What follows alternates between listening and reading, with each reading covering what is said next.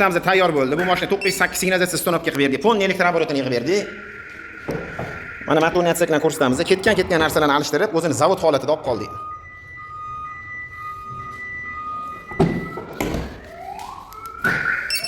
Bu mashinamizga oyna ko'taradigan qo'yib berdik, stiklopodiyomli.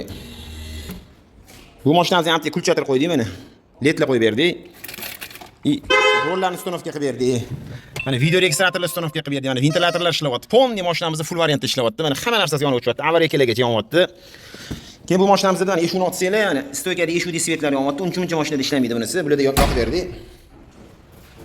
Mana orqa fari, zadniylari, numerasi shinalargacha yonyapti. Mana eshiklar joy pulti bosib, mana bagaj ochaganlargacha ishlayapti. Mana bunaqa plasmastalar chiqqan ekan, ladaga o'zini assobi olib keldilar akamiz, qo'yib berdik mana.